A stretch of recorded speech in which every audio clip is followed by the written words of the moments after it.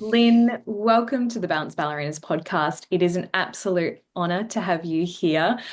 Before we begin, I have to tell you how I came across your work. It was during COVID. So I actually used to do your YouTube classes myself to keep conditioned as a teacher. And I must admit, I don't think I've ever been so fit in my life. Oh, thank you. So your voice and your classes are so familiar to me in that particular context. Isn't it funny what the world did during then? But I feel like because I did so many of them, I probably even as a teacher have picked up on bits and pieces and how you teach, and so I just wanted to say thank you. It was, I think it was what kept me going, you Mm. know, being that the theater was closed. I was working with Bridget Briner at the time in Karlsruhe, and being locked in at home, I needed to do stuff. So when we were allowed in the theater, I decided I was teaching so many Zoom classes a day, and I just decided to make Zoom classes, Zoom exercises for people to do. And to this day, I still get people thanking me and saying, dancers saying, you saved me during COVID. And yeah, and I feel very honored that I was able to participate and do something good during COVID, which was not a good time. No. And yeah, and I don't like to dwell or talk about it too much, but I just wanted to say thank you. That's my little connection to you. But I'm glad I was able to reach you all the way in Australia.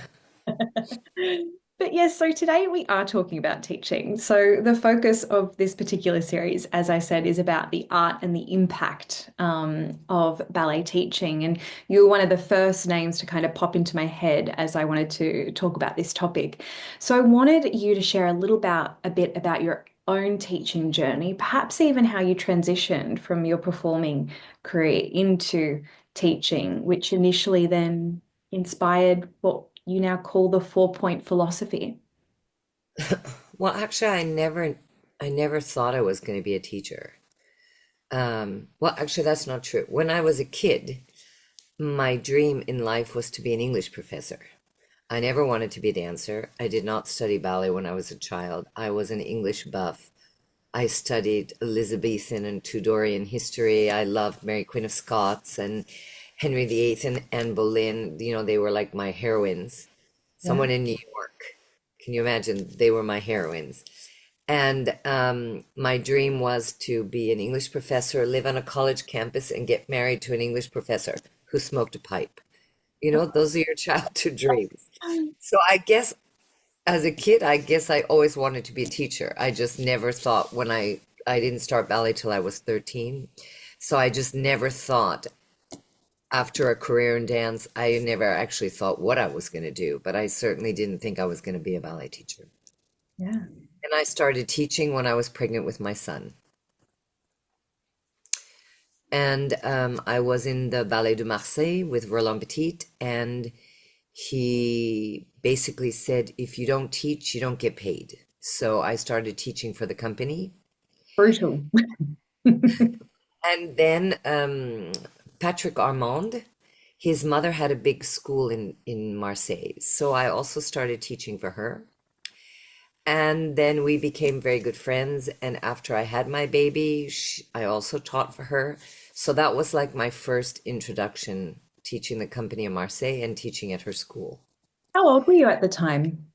I had my son when I was 36. Yeah, so quite young. Yeah. And so I've been teaching since then. Wow. I just turned 70. So, I've been teaching for a long time. And sorry, what am I saying? I just turned 71 years. Um, Ah, even uh, I'm forgetting these days. I keep telling people I'm 35, but I'm not 35 yet. I've been telling everyone for a year. I'm aging myself forward. no, because I just had my birthday in February, so I forget that I just turned 71. But yeah, that's how I started. And then when I went back to dancing, I just continued then. I never was permanent in any company anymore. I didn't want to be out because I was a single mom with my kid. Mm. So I just was a guest, and I would work for 3 months in a company as a dancer, as a guest, and then take 2 months off and just be with my son. And then I would teach, and then I would. So for the rest, I I just guested and taught and guested and taught and guested and taught, and that was basically it. And then I became more and more popular as a teacher. Um, and I've just I been think that teaching is. ever since. Yeah. Why do you think that is? What stood out about you compared to other teachers, do you think? I don't know. That's very hard to say. About yourself. I Mm. don't know. I think everything is relative. I think teaching is about connecting with people. Mm. And that's why, you have a teacher, you go to this person's class because somehow you connect with them. There's chemistry. I believe a teacher and a student have a chemistry. Mm. And if the chemistry is good, then there's a bond, and then there's a connection, and you're able to, through trust, make the student, not make, that's a bad word. The student is able to find through you what it needs to in order to get better. Yeah. Um, One teacher can say something to you and goes right over, and then the next teacher, you take this class with them, they say the same thing, and all of a sudden it makes sense. So I think teaching, dancing, everything is relative to the individual. Yeah. How has your personal teaching style evolved over the years from being thrown in out of, I guess, necessity to now being you're a very well-renowned teacher? Well, I always say that when you retire from dancing and you become a teacher or a ballet master, you pass through certain phases. I passed through all of them. You pass through the first phase, which is, in my day, we did this, this, and this. My teachers told me in my day to do this, this, and this. In my day, if you did that, you wouldn't do this. It's all about in your time. The second phase is, so it's letting go of your past. Love that. Second phase is letting go of your ego. And I think that's the most difficult thing, is letting go of I know better. Mm. Because actually being a good teacher doesn't mean you have thousands and thousands of bits of knowledge. A good teacher is someone who can transmit the knowledge they have. So if you have all this knowledge and you can't transmit it, then you're not a good teacher. Yes. It's how you transmit it and how it's received. My teacher always used to say, you're only as good as your students. Mm. So if your students are not good, that means you're not a good teacher, because you're not transmitting knowledge in a way that they can take it in and use it to get better. Yeah. And Yes. that has to do with a lot of, I think, ego. Also, I think when you're in that stage, you show a lot, and it's about how you look doing it. Yes. Over the years, especially through 4 Point, because in 4 Point, I do a lot with student feedback. And over the past 3 years now, I've heard so much in student feedback about how many students feel their teacher tried to show them that they can do it better, and Mm. they feel intimidated, or that their teacher demonstrates too much and they think they can never be as good as their teacher. All of that I find has to do with ego. Mm. Because again, it's when you stop being a dancer, you lose your identity as a dancer. We have lots of identities. You have identity as a mom, you have your identity as a teacher, as a student, as a woman, as a wife. These are all identities. And when you are a professional dancer for so many years, that is like the major identity. And when you retire, you don't have that identity anymore. So there's a part of you that's missing. And so the next career path you choose, whether it be a teacher, a ballet master, a director, You have to build that identity from scratch, like you did with your dancer identity, Mm. until you feel comfortable in that. And you take a lot of things from your other identities with you, but other things you have to let go of. Yeah. So I find the ego phase is the most difficult. And then after you pass through that, the other phase is the other part of being a teacher that's difficult is putting your wishes, your desires, your thoughts, your goals on other people. Like saying, oh, that student is wonderful. If he listens to me and do what I says, he can be a star. But maybe that student is just happy being in the corps de ballet in the last row, and you can't push them beyond what they want to do for themselves.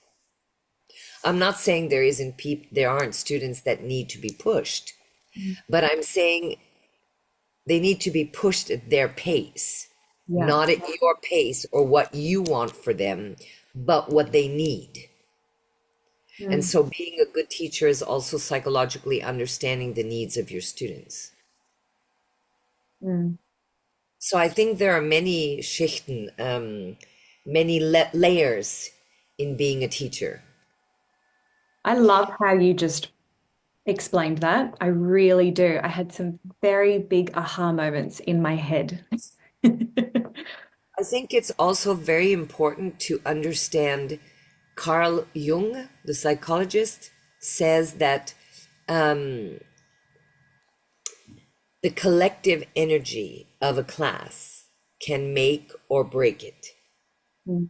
He's not talking about ballet class. He's just talking about the collective energy of a group in an office, in a hospital, on a bus. It's the energy of the group. Absolutely. So when you're a teacher, you need to be able to feel the energy in class. And so, although I know a lot of teachers like to prepare their class, I always went in and felt, what does it feel like today? Okay, I wanted to work on that today. That's not going to happen. So I need to change the concept of what I wanted to do in the class. Do you know what I mean? I love And that because that's very much how I teach. And I've often sometimes thought, oh, I see teachers with these amazing learning outcomes and lesson plans. And I'm like, I'm not that teacher. I will have a plan, but 9 times out of 10, when I walk in the room, the vibe doesn't suit that plan. exactly. So I Mm. think that's a very important aspect of teaching. And I think another important aspect of teaching is knowing your students. Like if you have a really difficult student with a negative energy, Jung says you need to seek out that student and find a way to turn the energy around. Because if you don't, that energy is going to spread. How do you Like turn the energy around? you need to call them out on it. For instance, you need to say, "Oh, that was really lovely what you did. Can you show us?" Give them the feeling that they're being heard or seen, and you can change their attitude. It really does work. Mm. Like if you see someone in the back and they're like, and then they do the exercise, you can find a way to find something good in what they did and then call them out on it. Mm, to engage them, bring them in. Or in the next exercise, call them to demonstrate. Say, come, I'm feeling tired. Why don't you demonstrate this exercise? Give them a moment to feel good about themselves. Maybe they were negative because they were feeling crappy about themselves. Maybe they were negative because they had a bad day. Or, I mean, one doesn't really know why people have bad attitude in class. We're not inside of them. So it's very, I don't know, you just can't judge. You have to kind of just accept and own the fact that there's something wrong in the class Yeah. and try and turn the energy around. Yeah. I'm sure there are lots of ways to do it. Not only that, there are, change the music, change the exercise, do something different, discuss something, get feedback from people. There are many, many ways, but I think if you can get the collective energy of the class at a good level, you'll do a better class. both you and the students as a teacher. I love that. So I think that that is also very important. And I think the most important thing that I would say to teachers is to remember that the class is not about you. Mm, yes. Nothing is ever about you. It should always be about the students. Mm. Yeah, I And always say you're of service. that is the last part of letting your ego trip go and realizing that the purpose you serve is what you are able to transmit. And it's, I always said when I was a ballet mistress that it's the most ungrateful job in the world because when things are good, you don't get credit for it. When things are bad, it's your fault. Yeah. When dancers complain, they complain to you or about you. You're always the one that's wrong. The director never gives you credit. Nobody ever gives you credit, but they blame everything on you. And when you've been a ballet master, you kind of learn that, yeah, that's just how it is. It's just a job that you do. And the moments that are glorious are the moments you share with dancers in the studio. Very true. So it's similar in teaching. If a teacher doesn't get a job, their mom's going to yell at you because why didn't my daughter get a job? Um, you know, I don't like your class. I think you're too this. I think, we live in this kind of a society. And if you just take a step back and try to be just a vehicle for information, Mm. you're able to be less hurt by it. I'm not saying be less involved. I'm saying be less personally involved. In Yeah. other words, if they don't like the class, it doesn't mean they don't like you. Yes. Very It, true. it's the difference between being descriptive or being personal. I don't like the class is a description of something. It's not a description of you. Mm. Because I know that teachers suffer greatly today. I mean, you want to talk about teaching. I think that's the most difficult thing today is teachers are like this. They Mm. can't say anything, they can't do anything, they can't touch, they can't correct. They are limited they're like this. They can't do anything. So being a teacher today is tremendously challenging. Mm.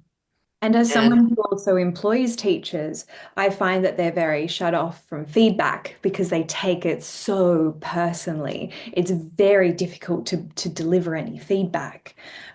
So I love what you just said about it's not about, I teach lots of adult students. And I know that I am not the teacher for everybody. So I'm glad that on the Gold Coast there are a few adult ballet teachers because my style doesn't suit everybody. So, and it's not personal. It's just that's my style. That's the way I teach. And I love what you've said. Mm, I think I don't know, I had this discussion a few days ago. Um, I think there's so much done today about bullying and body shaming and language and blah blah blah blah blah blah for students. We can't do this, we can't say that, we have to worry about this. But where is all of this for the teachers? mm, Where are the plans? Teachers are bullied by students and parents. Teachers have no freedom to do or say anything. Teachers cannot be honest. Teachers cannot be transparent. Teachers are afraid of losing their job and being blackballed and never being able to teach anywhere else. Teachers know things that they're not allowed to say to their students for fear of repercussions. So, where is the psychological, where is the counseling for teachers? Where is the policies against teachers being bullied? Where is the policies about students coming in your class and not doing the combination, but doing whatever they feel like? Okay, that happens more in a company than in a school. But where are all these things for teachers? Who's taking care of the teachers? yeah. Is this a huge inspiration behind you creating your teacher's course? Partially, because I think that um, that's why I brought in the element of feedback from the students because I think if you start from the first day to have an ongoing discussion with your students, it's easier to know where you stand. So it means that you have to talk to them and you have to allow them to talk to you. And even if you don't agree with everything they say, there still has to be dialogue. Problems arise from lack of communication, I think, or from no communication.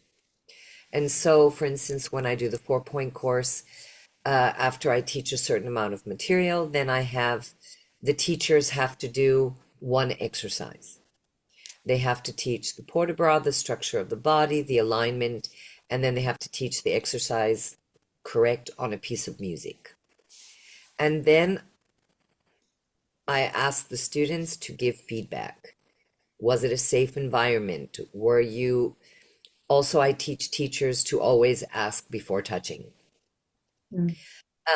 What were the teachers correct with this? Did you feel that they behaved appropriately? Did you understand what they wanted physically? Did you feel that their music was a good choice?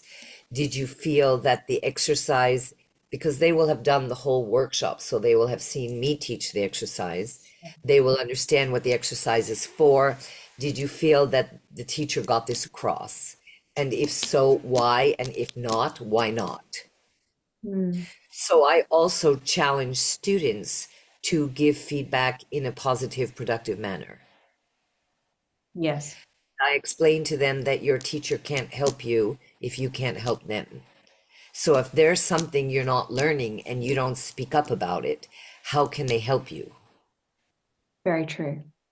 So I I foster communication on a healthy way. Give us an example, perhaps.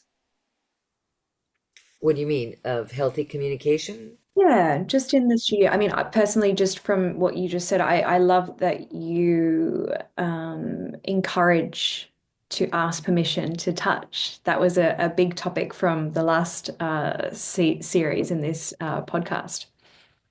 Well, actually, in my last 4-point workshop that I did in London in December, I had this one woman who is a director of a school. And I always say every time I do a 4-point workshop, I learn something from the teachers. Mm. Because even though I've been teaching almost 40 years, Wow. I think the day you stop learning is the day you die. Yeah. So as long as long as you can keep learning, you stay young and you stay open-minded.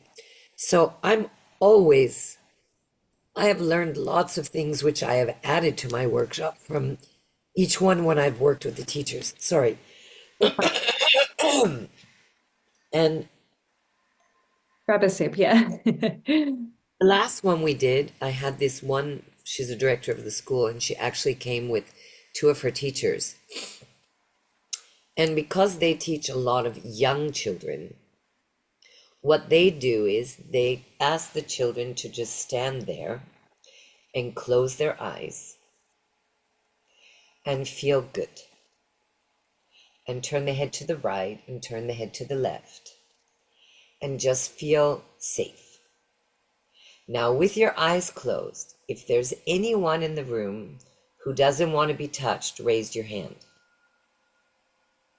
Because then no one can see who raised their hand from the other children. Yeah. And if someone raises the hand, then it's only the teacher who knows they don't want to be touched. And it's not public. Mm. You understand what I mean? Yeah. Because some people maybe don't want to be touched, but they don't want to say that in front of their friends. Yeah. So like this, you can do it in a secretive way. Mm. And I thought that was wonderful because she gives her students the opportunity to say they don't want to be touched in an unjudged manner. Mm. Because none of the other students in the class are aware that this student raised their hand. And what I loved about that too is it's not just about because I've got this thing where if I feel like the energy's off, I get them to close their eyes, especially with my teenage students, and I say, close your eyes and just put your hands up of where on the energy scale you are out of 10, so that they can't see each other's scores. But I love, and what I'm going to take away from that is that she got them to close their eyes, turn their head, feel safe, feel, in a safe space, and then answer the question. See, I found that wonderful. So now I do that all the time. I love, love, love that. And isn't that amazing? I talking to you, it's funny, and I love that you said, you just never stop learning. That you just keep learning, keep learning. And I love that you said that every time you run one of these, you learn something from the teachers. And I feel exactly the same way. And we were just talking about the fact that I've just recently got back from the UK, and I was so inspired by my trip. I haven't done that in a long time where I was the student. Do you know what I mean? And I feel like every year I become a better and better and better teacher. And every year I go, oh gosh, 5 years ago I thought I was a good teacher and I'm a good teacher now. And so I can't even imagine when I get to your point how you feel in your own abilities, or does it just never stops? Like, you're still pursuing? Yes, it never Incredible. stops. I think I was a professor of classical ballet at the Folkwang University in Germany for 5 years. It's the oldest contemporary dance university in Germany. And I believe that all the years teaching those 5 years taught me the most because contemporary dancers have no interest in ballet whatsoever. And so to inspire them to want to do ballet class was challenging. So Mm, it was about discovering tactile and visual um, information to give them, to find words that relate to movement they're doing, to get them to do a ballet class because they had exams in their ballet class. So I found this was an incredible experience. And also the director of the school at the time, Malu Aradu, who was a famous dancer with Pina Baus, she always said, I don't like when you talk about ballet and modern and contemporary and hip hop. She said, dance is dance, and we are training dancers. Don't divide them because then you divide them in the mind of the dancers, and they have to understand that what they learn in ballet they can use in every other dance form, and what they learn in contemporary they can use in every other dance form if they understand that dance is just one, it's just dance, it's movement. yeah, And I found that really good, and I've kept that till today. I try to relate everything to everything. yeah, So 4 point may be about training a specific part of the body, but you can't train that part of the body without using the rest of the body. yes. So although 4 point is goal oriented, especially for the feet, you need the calves, you need the knees, you need the thighs, you need the back, you need the stomach muscles, you need everything. So nothing works without anything else. Mm, mm, So I just like that. Dance is dance. And I think we make it complicated or problematic when we divide it. You're a contemporary dancer, or you're a ballet dancer, or you're a hip hop dancer. It's like saying you're Spanish, you're Chinese, you're Mexican. It's the same. We're people, yeah. and these people are dancers. Mm. And a Mexican dancer isn't better in 4 point than an Asian dancer. There is no difference. Feet are feet. And you Beautiful. either feet are feet. Do you know what I mean? Yeah. There's no little pictures of it's ridiculous. Feet are feet. So when I train feet, I train you to understand how the muscles in your feet work. And there isn't one kind of person that does it better than the other. I know some people with really not pretty feet. that really know how to work their feet. And I know people with hypermobile, huge arches that can't stand on point. So, there's no definition, there's no special criteria, only these feet can do it, or only do you know what I mean? It's Oh, yeah, very much. I'll never forget when I stepped back into the dance world after a bit of a hiatus and I was taking an open class and this very brutal teacher, I was very blessed with lovely feet. And he walked past and he went, "What's the point of having beautiful feet if you're not going to use them?" And oh, I, I was like, it was like a slap across the face. But you know what? And I was so embarrassed, but I never did not use my feet again.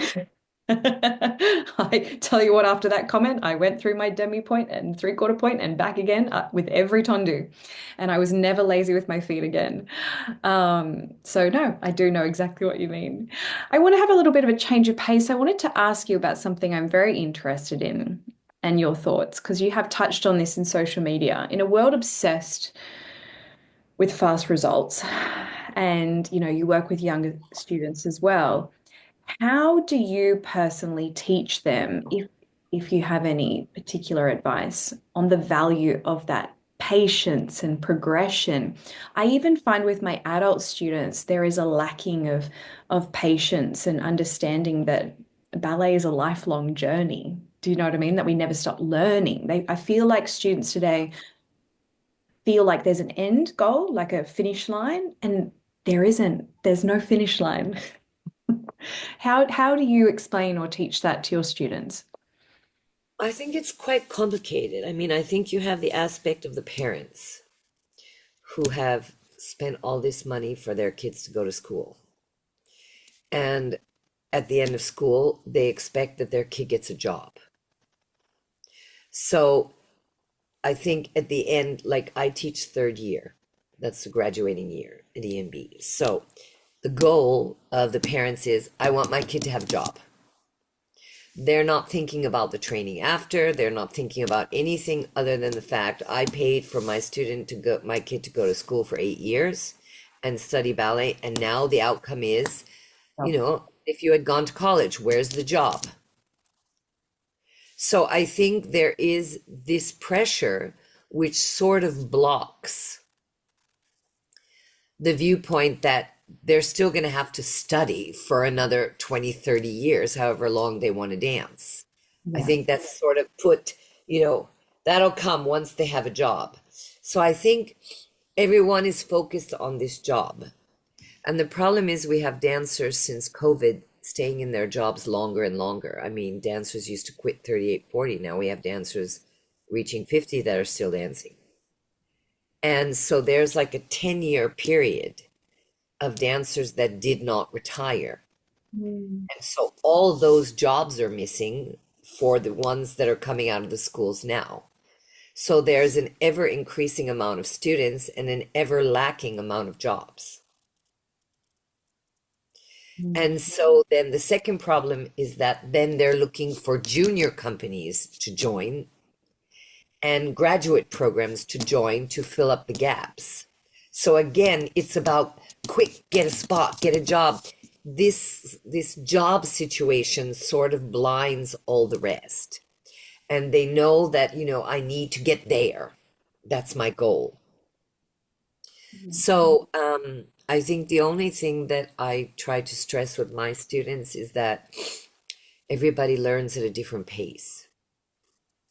And some people in my class started the year and made a huge progress, and then they sort of plateaued out. Mm. And then I had people who started off really slow, but kept gradually progressing throughout the year. Then you had the people that went up and down and up and down. And I think that, like I said, if you know your class, you know who is who, you can see it physically and psychologically, and you know how to temper them and pace them. But again, I go back to what I do with my class is I'm extremely transparent with them from day one. How And so? I talk to them about the reality is that you will never stop training, that This job you might get now doesn't mean that's where you're going to be even in 2 years. You might marry and have a baby and then be off for a year and come back, and then you have to train all over again. So I try to make them realize that their life, what they're chosen, isn't even beginning yet. Mm, And so you can't think that you've arrived. You can't think that you know everything because you're not there yet. You're just at the door. mm. Now you have to open it and you have to walk up the stairs or walk down the stairs and get where you're going. And I also am honest with them and tell them that students are very fortunate because they live in a very, schools are very, very safe now. There are very good healthcare teams, well-being teams. There's special language, how you talk and respect children. But I tell them that's not the real world. The real world is a director picks who he likes and doesn't like, and he doesn't care what you look at or how many years you've studied. And that's his choice because he has 250 dancers who are auditioning for one job. So he picks and chooses what he wants. So it doesn't matter how high your leg is or how many turns you can do or how pretty you are or how beautiful your feet are. All those things don't matter outside of school. Well, actually, they don't matter anyway. But if that's what you're thinking about yourself, they don't matter because if a director needs a tall girl, he's going to take a tall girl. If a director has a place in the corps de ballet, he needs a short girl, he's going to take a short girl. It's what the company needs. What's he takes what's best for the company. Mm. And again, you can't take it personally because it has nothing to do with you. Yeah. So, I mean, those are the things I try to teach my students from day one. So they can't turn around at the end of the year and say, why didn't I get a job? And I said, I told you why. And that's the reality. Yeah. I know we have limitations on what we can say, but there are some things we can say, and it's better they know it from the beginning. Mm. And from someone who they've worked with and they can trust and yeah, no, 100%. So I also tell them that, your dancing is a bank account. You only get out what you put in. If you don't put any money in, then you have nothing in your savings account. I love that. But it's true. The more you put in, the more you invest in how you train, how you take care of your body, how you are good to your body, not abusing it and working when you're injured and not taking care of your feet. The more you invest in this body and this career, the more you're going to get out of it. And I, again, that brings me back to 4 point, which is a completely holistic method of training mm, because has been too much bad press about point ruins your feet and point gives you bunions and point does this to you, and it's not true because if you have shoes that fit you and you're properly trained on point, all those things are not true. I love It's that. Mm, it's just like let's bash ballet, mm, let's bash point work. It's not true. I know people that come to me with problems. I ask them the first thing you have to do is have your point shoes fitted. If yes. you have shoes that fit your feet and you are comfortable in them, and then you are trained properly from the correct age, then you shouldn't have any problems. But if you're put on point at 5 years of age or 6 years of age and you get to be 16, no wonder you have injuries. It's about being mindful. The more we move on into the future, the more we learn better how to take care of the body. Yes. So if you ignore those things, all that science has come out with, then you're not taking care of yourself. And then you can't blame somebody else for what happens to you. You Yeah. have to own it. Yeah. We every year when we have a new cohort of students go on to point, the parents, oh, Georgia, is she going to have like bunions and sore feet and ingrown toenails and blah, blah, blah? And oh, she's ready for the pain. And I say, it doesn't have to be painful. It actually won't be painful. You're all going to go off to your pre-point assessment. You're all going to have your point shoes professionally fitted in front of me for the first time. And if we do all the correct things, no, your daughter won't have all these issues. And then people say, well, what about your feet? I don't have anything wrong with my feet. Either. There is nothing wrong with my feet. There is no blood, no bunions, nothing. They don't look like the scary movies, the scary ballet movies. And so I love, love, love, love that you just said that very much so. As you were talking about approaching, your students with their money bank, with their piggy bank, the same could be said for teachers, Yes, very much a- so. absolutely. Mm. I I'm think feeling the more that I put in and the more that I look after myself and view myself as a teacher holistically, and that I can't pour from an empty cup, the better teacher I become. absolutely, absolutely.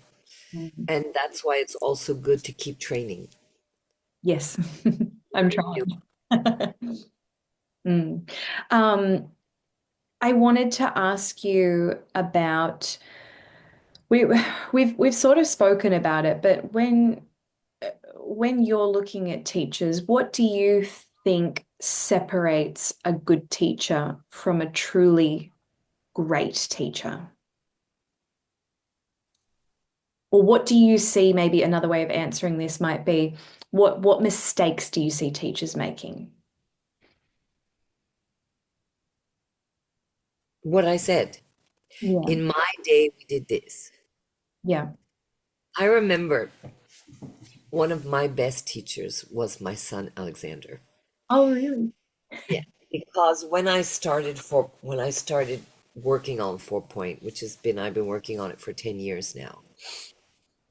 When I started working on it, when I made my website, when I started developing everything, my son said to me, "Mom, if you want to be a success today, you have to understand that the generation of today is multitasking. They don't give a hoot." That's he used much more. They don't give a hoot what you did or who you were. They only care about right now. And they don't have 20 minutes to look through the pages on your website. They have 10 seconds. Instagram is 10 seconds. You need to do everything in 10 seconds. You need to get to the point in 10 seconds. And he said, if you want to teach people today, you have to teach in their generation. You can't pull them back into your generation, which means you can't say, yeah, but the generation today, blah, blah, blah, blah. He said, then don't teach the generation of today. You can't complain about them because you're living in their generation. All you can try to do is take your baggage with you into their generation. Yeah. So I'm not giving up all the knowledge that I have, all the experience that I have, what I've seen and saw. I'm just trying to transmit it in a way that functions in their generation. And I think for me, that is the sign of a good teacher because you adapt to where you are and when you are. Mm. Teachers, that's why I say in my manual of 4 Point, a syllabus should only be a guideline. Mm. If you try to teach the Vaganova syllabus like they created 100 years ago, people don't look like that anymore. People don't dance like that anymore, and people don't need that anymore. So you take this incredible syllabus and you need to evolve it. Everything evolves. You take the RAD, you take the Cicchetti, you take the American system. Everything has to evolve to fit the needs of dance today and the physicality of dancers today. And that's what I mean about transmitting. You need to be able to know what you know, but get it across today to people that have a concentration span of 10 seconds, Yeah. Yeah. to people that have, I believe, especially the COVID generation, people that were 2 years in their house. Uh, we've lost the sense of touch. People don't hug and kiss as much anymore. People don't look each other in the eyes anymore. People are gouged like this into their phones and iPods and computers because it's a place they feel safe. Mm. People are no longer feel safe in a studio because they feel exposed. Mm. So how do you make them feel in this exposed room comfortable enough with themselves to improve themselves? And bullying or being mean to them, it doesn't work anymore. Yelling doesn't work anymore. They don't react well to it. No. I believe the only thing that you can do is put boundaries. I don't accept this in my class Mm. because it shows that there is a lack of respect on both sides. Yes. If you feel you cannot take class like this, then don't. But if you take class, you have to have a boundaries. You can only go this far. Like little kids, everybody needs boundaries because we know how far we can be pushed and how far we can push other people. Yeah. We know when it's no. And that helps us to deal better in society. Yes. Very true. And this is for me, I see so many teachers today who are like, yes, but in the syllabus it says blah, blah. So what? Doesn't matter. Are your kids able to do that? No. So what's the point? If your kids are not turned out and they're hobby students and you're trying to get them to do Vaganova, to do Vaganova, you have to have, And first you're of all, you perfect. have to start at a very young age. They have to have perfect bodies. And you have to have teachers that really understand Vaganova, like in Russia or the few schools in the West. But you can't just say, oh, I like Vaganova, I'm going to teach that to my students. It's ridiculous. Just like you can't take Cicchetti and say, I'm going to just teach it to my students. You have to know how to teach and you have to know what do I have in front of me? Who is in front of me? What do this group of student needs? Maybe some things from Vaganova are good. Maybe some things from Cicchetti are good. Maybe some things from the RAD are good. They're all good. They all have good things. Yeah. But it depends on the students you have in front of you. You have to teach the people who are in front of you. No, I couldn't agree more. No, I love that because I mean, I feel like sometimes because information is so accessible now, you will have a parent that comes up to you and says, I want my child to learn Vaganova. And you're like, first of all, they usually actually say the word wrong anyway. So that's the first thing. And you go, well, why? Why?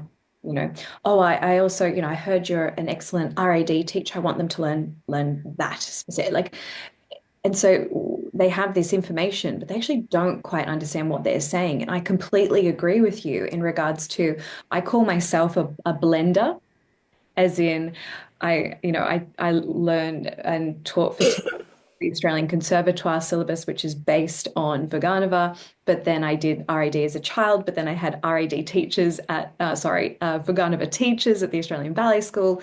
And then, so I just have all this different knowledge. And so for me, I'm not one particular style. And sometimes that confuses people, but I think that's to my advantage. So I love, love, love. I'm very biased towards what you just said. So again, I can't say that this teacher's better than someone else because maybe you're in this class and you're able to transmit and your students are receiving, but maybe you go somewhere else and they like someone better. It's relative. I think we live in a generation, everybody wants to criticize everybody else. And I look at my 4 point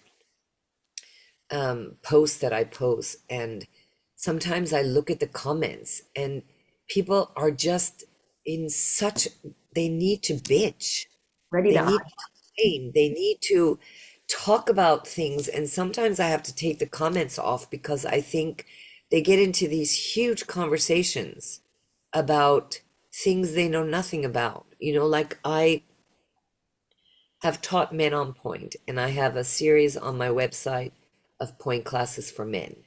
but it's not because I want men to replace women. It's not because I think men should be dancing on point. It's because point training is very good for men's feet. I think if more male teachers understood point, they could also teach point class better to women. I think there is a value to it. There is an understanding. But I cannot tell you the negative feedback I got and the nasty comments about what is she trying to do? Destroy ballet and kill jobs for women and men shouldn't be on point. And I was like, if you would just look at what the point is, but you miss the point. You just want to judge. You just want to bitch. You want to complain about something you don't know about. I just want to say, get a life. 100%. Oh, I love it. Lynn, I can't understand why people want to complain about everything. Just just mind your own business. Leave people to do what they're doing. It doesn't concern you. no, it doesn't. Unless it directly affects you, it really doesn't. And even if it does, find out all the information first. Like I have this one exercise called Sarah Mearns, and it's the one that goes plie, releve, coupe, plie, releve, coupe, plie, releve, coupe. And the exercise is because when you learn the method, it's one of the first exercises for transferring of weight from 2 feet to 1 foot. Mhm. The other point of the exercise is that if you think of when you push off for a pirouette, you push off from the ball of the foot. Yes. It's the heel lifts, and the last thing to push from the floor is the ball of the foot. So this exercise is teaching not to lift the leg, but to push the foot to coupe. It's also teaching to understand how far you have to push to get on your standing leg, and how then from there you have to land properly on 2 feet. So there's a whole long, if you were to go on that exercise, there's a whole long comment list of people saying she's not teaching it. Probably the foot's supposed to scoop under. And I'm thinking, how can you do that? You're like, and then one lady's saying that's totally incorrect. And then another lady's bitching at her saying, incorrect is not right, it's incorrect. And then another lady's saying, what is she teaching? She doesn't know what she's talking about. But they don't even know what the exercise is for. And Fully. there's this huge, long running conversation arguing with, I mean, I never even go there. I don't answer them. I don't reply them. I just think it's funny, that there's this whole line of things and they have no idea what the exercise is about. Yeah. And I never said it was a releve. I call it, that's why I call it Sarah Mearns, because I actually developed that exercise working with Sarah Mearns.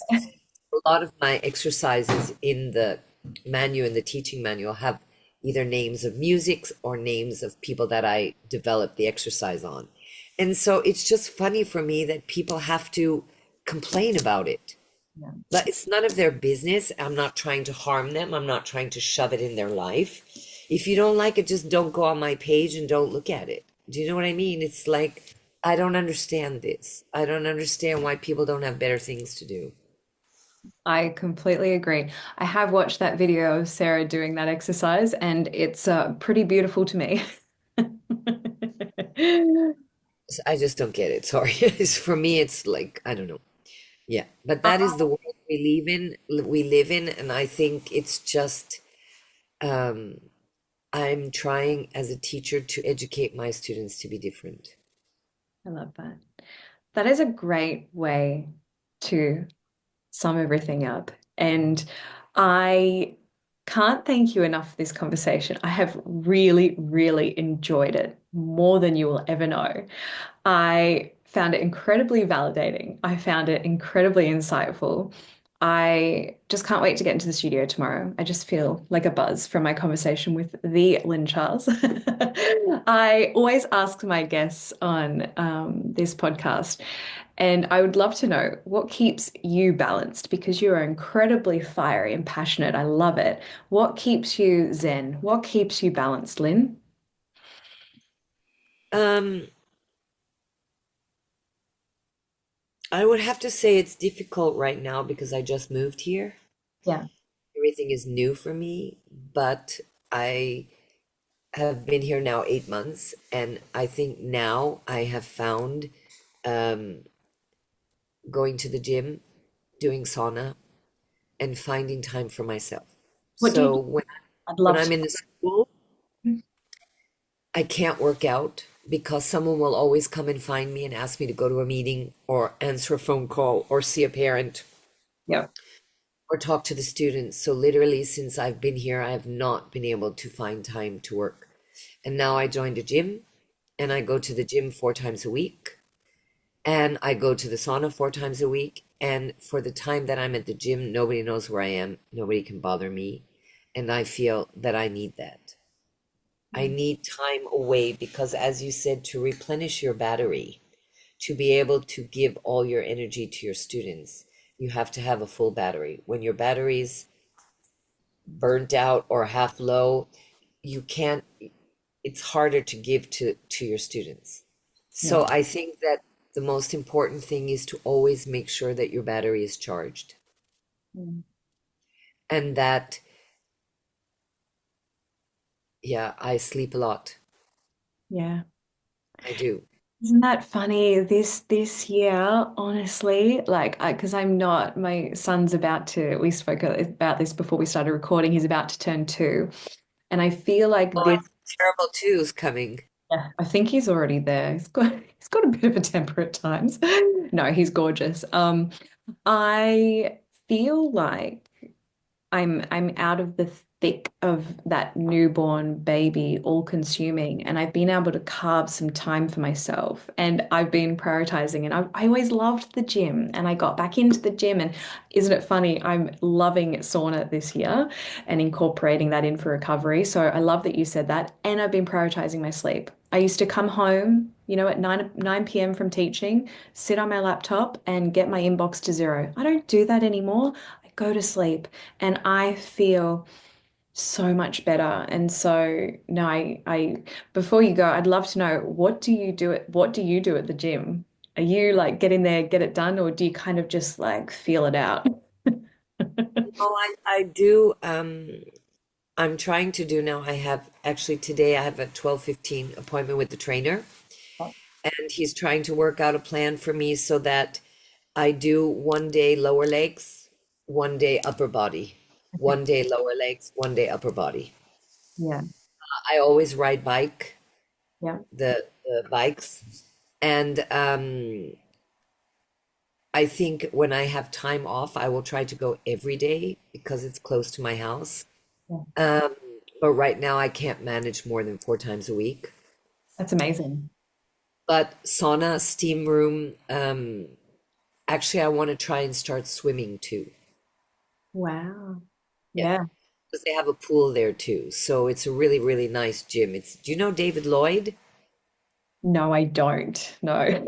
It's a branch of gyms, but what's incredible about it is it's on the way to the school, so it's very practical for me. But they have an office, so you can do meetings there. They have booths where you can do Zoom meetings. They have a whole place with all these things. In the morning when you go there, everybody's hooked up doing their office work. I love that. Yes, they have a wonderful cafe where you can eat snacks and have smoothies and coffee and croissants and stuff. And then they have this thing. I have heard of this. My friend was telling me about it who lives over there and she's recently joined. I have heard of this. It looks They, amazing. they even have a nursery for your baby. So you can go and put your baby in the nursery and then work out there. And then they have 2 saunas. They have a steam room and they have an ice room. Wow. And then they have a jacuzzi and they have a swimming pool. And they have 2 different kinds of gyms and they have all kinds of Pilates, yoga, all kinds of classes. So you can do everything. You can spend the whole day there. I would. Yeah, that's what I'm doing today because we're off today. So I'm going there at 12 to have my training session. I'm bringing my office stuff and I'm just going to stay there the whole day. I Well, re That's how I'm treating myself because my class, level 3, has been on vacation for a week because just before they did 28 shows of my first Swan Lake, which is an hour and a half version of Swan Lake for children. They did 3 shows a day in wow. less than 3 weeks. Like because there were 2 days in between. So I think altogether it was like 20 days, and they did 3 shows a day. Wow, that's quite the workload. So, and I was there every day for all the shows, teaching class at 8:30 in the morning. So I was dead. And they come back on Tuesday. They come back so tomorrow. So it's the first day back. So that's why today I'm going to pamper myself and spend the day in the spa and just so the only thing I had on my calendar was you and this and the gym. Well, thank you so much for fitting me in on your day off. Oh And no, it was great. I was looking forward to it. I mean, I've only done one podcast before. It was with this girl in America who was actually a student of mine. So it was fun. oh no, thank And you. I like to put the good word out. I mean, I think that for me, teachers are the most important thing, and I think they don't get paid enough, they don't get enough credit, they're taken advantage of, they're bullied. So I think anything that one can do to promote the well-being, the safety, and the happiness of teachers is very important to me. That's a beautiful way to end. Thank you so much, Lynn. I really appreciate it. I've just loved this and I adore you. And yeah, thank you. You're welcome. Thanks for choosing me to do the podcast. Always. First one on my list for this series.